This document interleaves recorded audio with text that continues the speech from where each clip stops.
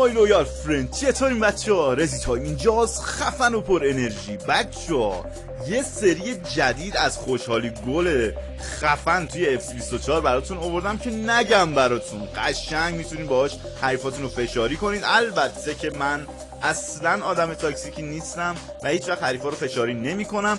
شما هم نکنید مگه اینکه حریف تاکسیک باشه. اگه خواستین فشاریش کنید حتما تا انتهای ویدیو با من باشید و کلی خوشحالی گل هم جدید هم قدیمی، یه کلکسیون کاملی از خوشحالی گل رو براتون آوردم که ببینید و عشق کنید. عشق من این لایک و کامنت یادتون نره، تا انتهای ویدیو حتما با من باشید. برو بریم.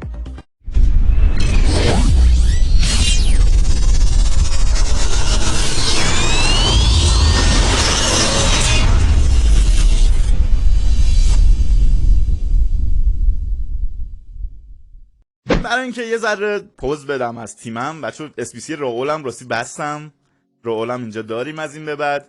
اینم که گفتم بهتون یه اسپیسی خیلی ساده است، خیلی ساده، میتونید یه CAM 94 بگیرید.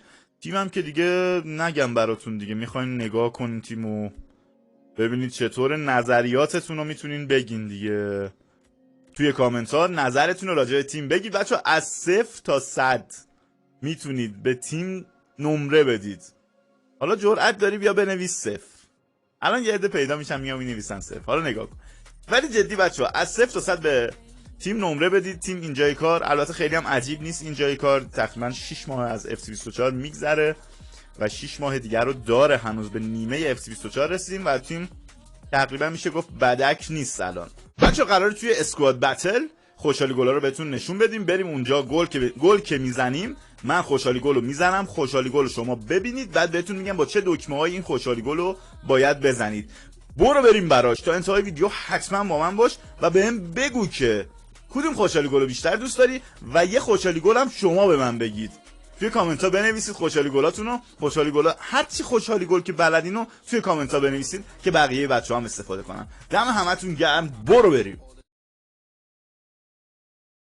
آقا متاسفانه بر حسب عادت من زدم گل اولی خوشحالیش رفت.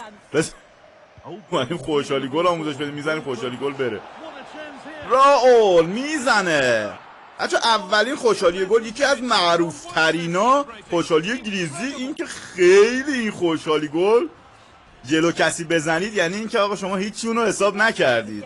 کاری به گل اصلا نداریم. بریم برای اینکه ببینیم که با چه دکمه‌هایی باید این خوشحالی گل رو بزنید. بچه‌ها اول باید آردو رو بگیرید و دکمه R3 رو 2 بار بزنید بالا. تمام، به همین سادگی. یه آردو میگیرید، آردو رو نگه میدارید و R3 رو 2 بار به بالا میزنید. تمام، یعنی آردو 2 بار به بالا. اینو یادداشت کنید بچه‌ها، اگه نمیتونید حفظشون کنید یادداشتشون کنید یا اینکه ویدیو رو چند بار ببینید که متوجه بشین چی به چیه. این راول، خود راول به سمت دروازه، راول توی دروازه. آها این خوشحالی گل بچه‌ها خیلی جالبه. ببین میگه ریز میبینمت، کجایی؟ اصلا نیستی، کوشی. برای زدن این خوشحالی گل بچه‌ها باید آردو رو نگه داری و دکمه R3 رو یه بار بالا یه بار پایین. آردو که میشه این نگه میداری و دکمه R3 رو یه بار بالا یه بار پایین. متوجه شدین؟ حتما بنویسین اینا رو بچه‌ها که یادتون نره. بریم برای خوشحالی گل بعدی. یه پاس در عمق خوب، میاهم خودش به تو میزنه، یه پاس، یه ضربه توی دروازه. بچه خیلی ها پرسیده بودین که خوشحالی گل هم زدن چجوریه. این فشاری ترین خوشحالی گلیه که میشه جلوی نفر بزنی. دکمه L2 رو نگه میداری و 2 بار مثلث میزنی. پس شد دکمه L2 رو نگه میداری که این باشه و 2 بار مثلث رو میزنی، میشه خوشحالی گل هم زدن.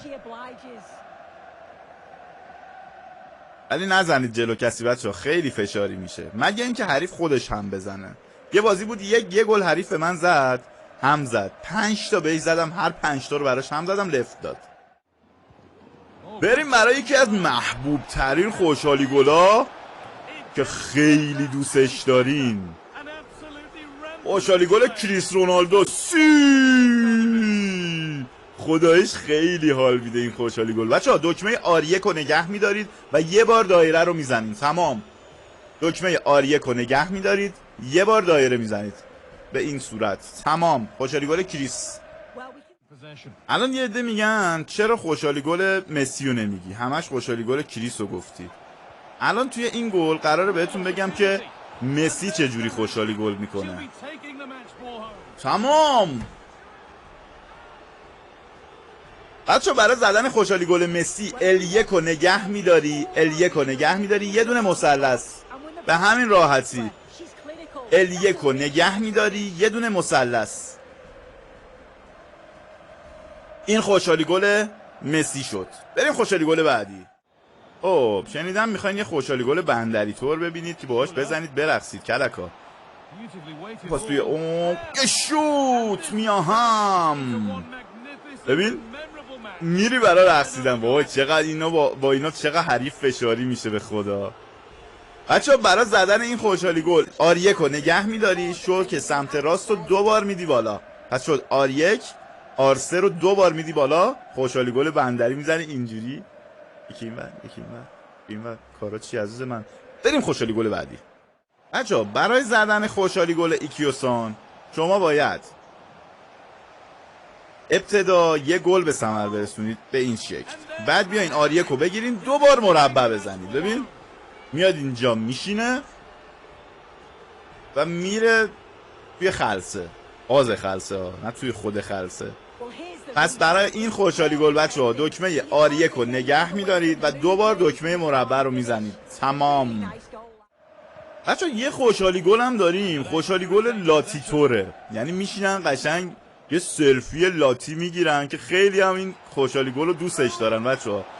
بریم برای زدنش. بیاین همه با هم. خیلی این قشنگه، خیلی باحاله. همه لاتی نشستن. بچه برای زدن این خوشحالی گل باید L2 رو نگه داری، 2 بار R3 رو بزنی به پایین. L2 رو نگه میداری، 2 بار R3 رو میزنی پایین. خداییش دارم خوشحالی گلای خفن رو بهتون میگم. بچه یکی از فشاری ترین خوشحالی گلا که من یه بار اتفاقی به حریفم زدم این خوشحالی گل بود. خیلی بده واقعا اینجوری میکنه. من اسم این خوشحالی رو گذاشتم خوشحالی کله لیمویی. لیمو عروس هلندی منه بچه‌ها، همش کلهش اینجوری میکنه. من اسم این خوشحالی رو گذاشتم خوشحالی کله لیمویی. برای زدن این خوشحالی R1 رو نگه میداری و R3 رو یه بار فشار میدی تو. یعنی R1 رو نگه میداری، یه بار R3 رو فشار میدی تو برای زدن این خوشحالی. بچه‌ها اگه ژیمناستیکاری رو دوست دارید توی خوشحالی گلاتون پشتک وارو بزنید، دوای درد شما اینجاست. ببین میای و اول اینجا یه گل میزنی، بعد اینجا میای یه همچین حرکتی میزنی. تمام.